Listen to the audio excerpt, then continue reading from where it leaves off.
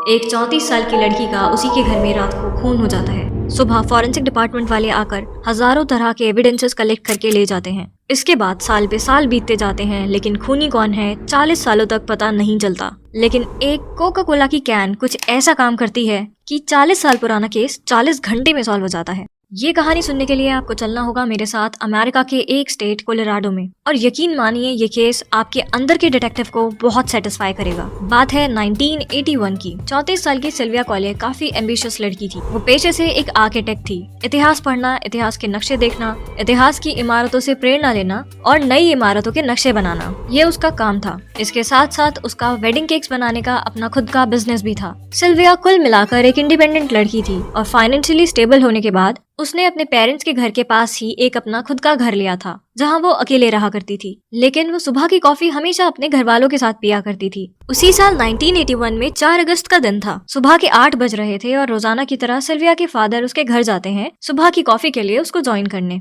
घर पर पहुंचते ही उन्हें काफी अजीब माहौल दिखता है। घर का मेन दरवाजा खुला हुआ था और घर के पीछे वाले रास्ते का दरवाजा भी खुला हुआ था। जैसे ही उसके फादर उसके घर के अंदर जाते हैं, वो देखते हैं लिविंग रूम और बेडरूम के बीच में सिल्विया पड़ी है, वो भी खून में लथपथ। अब वो भागकर सिल्विया के पास जाते हैं तो वो देखते हैं सिल्विया की बॉडी से खून निकल रहा है। और गौर करने वाली बात ये थी कि सिल्विया की बॉडी पर एक भी कपड़ा नहीं था। उसके दोनों हाथ उसी की शर्ट से बंधे हुए थे और उसके मुंह पर एक टॉवल पड़ा था। वो टॉवल हटाते हैं और वो देखते हैं सिल्विया के सर में गोली लगी है। उसके चेस्ट पे भी चाकू से काफी बार हमला हुआ था। और सिल्विया को इस तरह बिना कपड़ों की हालत में देखकर वो पास पड़े टॉवल को उसकी बॉडी से ढक देते हैं। फिर वो एम्बुलेंस और पुलिस को कॉल करने के लिए फोन के पास जाते हैं। क्योंकि ये बात है 1981 की। मोबाइल फोन्स का आविष्कार हुए अभी 10 साल ही हुए थे। ज्यादातर घरों में अब तक लैंडलाइन फोन ही यूज होते थे। जब वो फोन के पास पहुंचते हैं तो वो देखते हैं किसी ने लैंडलाइन का तार काटा हुआ था।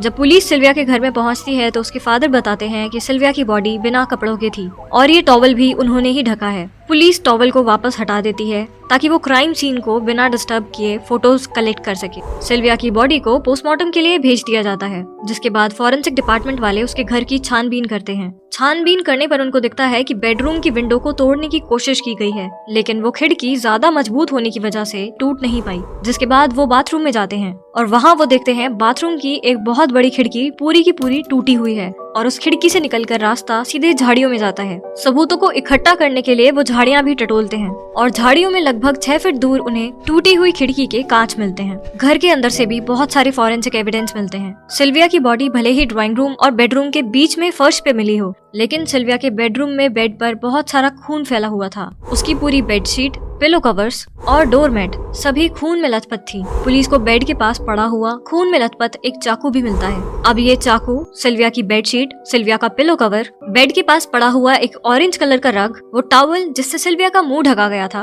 और क्योंकि सिल्विया की बॉडी बिना कपड़ों के मिली थी तो उसके प्राइवेट पार्ट से भी कुछ स्वैब्स लिए गए थे, और वो सिल्विया की शर्ट जिससे उसके हाथ बांधे हुए थे। ये सभी चीजें जांच के लिए फॉरेंसिक डिपार्टमेंट अपने साथ ले जाता है। सारे सबूतों की जांच के साथ साथ पुलिस घर वालों से भी बातचीत करती है और जब सिल्विया की फैमिली से पूछताछ शुरू होती है, सिल्विया के फैमिली मेंबर्स बताते हैं कि 4 अगस्त के दिन सिल्विया के घर पर कोई भी नहीं आया था। इसके साथ ही पुलिस को ये भी पता चलता है कि रात के 11 बजे सिल्विया ने अपनी बहन से फोन पर बात की थी। इससे ये साबित होता है कि रात के 11 बजे तक सिल्विया का फोन चालू था, लेकिन सिल्विया के मर्डर के बाद फोन के तार कटे हुए मिले थे। इससे ये पता चलता है कि जो भी सिल्विया के घर में घुसा था वो रात के 11 बजे के बाद घुसा होगा। अब सिल्विया की पोस्टमार्टम रिपोर्ट आती है, जिसके अंदर कॉज ऑफ डेथ 2 थे। पहला, उसकी चेस्ट पर 3 बार किया चाकू से हमला, जिसकी वजह से उसके हार्ट और दोनों लंग्स में काफी गहरी चोट आई थी, जिसमें बहुत ज्यादा ब्लड लॉस होने की वजह से सिल्विया की डेथ हुई। सिल्विया की मौत का सेकेंडरी कॉज था उसके माथे पर लगी गोली, और सिल्विया की बॉडी से मिले स्वैब्स ये साफ बता रहे थे कि उसके साथ सेक्सुअल असॉल्ट भी हुआ है। सिल्विया की बॉडी पर, पिलो पर, बेडशीट पर और टॉवल पर सीमेन के सैंपल्स थे।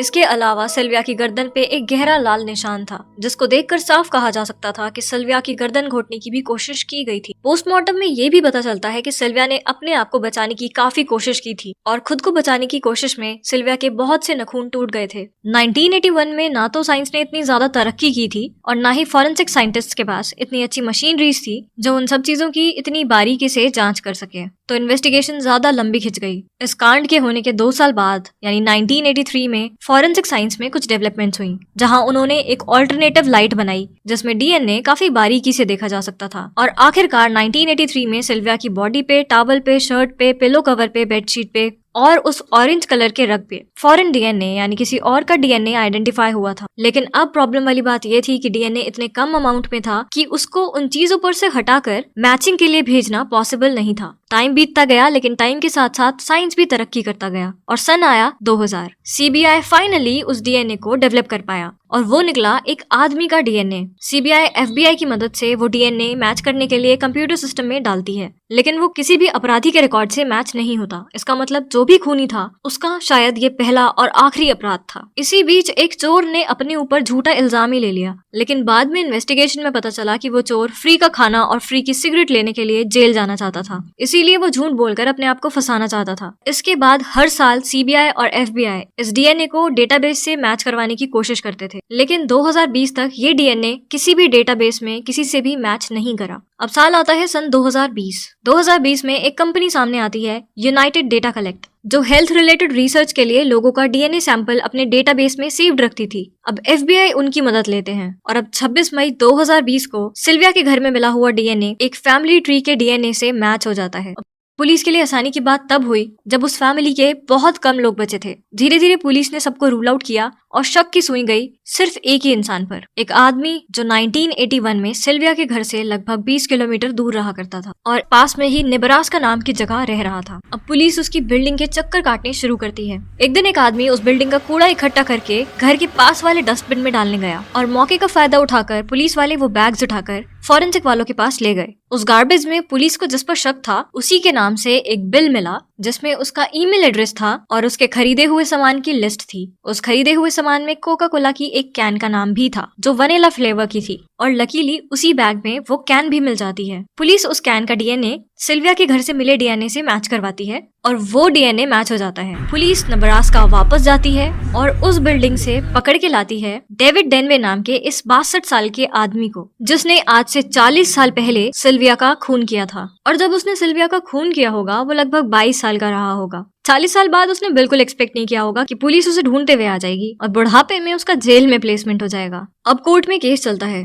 पुलिस अपने सारे एविडेंस कोर्ट में पेश करती है। इसके साथ ही कहानी में एक ट्विस्ट आता है। डेविड कहता है कि सिल्विया का खून उसके बॉयफ्रेंड ने किया है, जो काफी ज्यादा एग्रेसिव था और कई बार सिल्विया को ऑलरेडी मार भी चुका था। इस बात की जानकारी सिल्विया की फैमिली को भी थी और वो सिल्विया के घर सिल्विया की मर्जी से गया था, इसीलिए उसका डीएनए सिल्विया के घर में मिला। और उसने पुलिस की गलती निकाली कि पुलिस ने सिल्विया के बॉयफ्रेंड को जांच के अंडर रखा ही नहीं, लेकिन ये सब उसकी बहानेबाजी थी सजा से बचने के लिए, क्योंकि फॉरेंसिक डिपार्टमेंट को क्राइम सीन के आसपास सिर्फ 2 तरह के डीएनए मिले, एक सिल्विया का और दूसरा डेविड का। जिसके बाद 2022 में डेविड को उम्र कैद हुई। क्योंकि सारे सबूत डेविड के खिलाफ थे, इसीलिए डेविड को सजा तो हुई, लेकिन उसने सिल्विया के घर में इस तरह से हमला क्यों किया ये बात ऑफिशियली अब तक क्लियर नहीं हो पाई है। लेकिन पुलिस का मानना है कि डेविड सेक्सुअल मोटिव्स के लिए ही सिल्विया के घर गया था और उसने सेक्सुअली असॉल्ट करने के बाद सिल्विया को मार डाला। सिल्विया को इंसाफ तो मिला, लेकिन उस इंसाफ को देखने के लिए उसके माता पिता जिंदा नहीं रहे। आज सिल्विया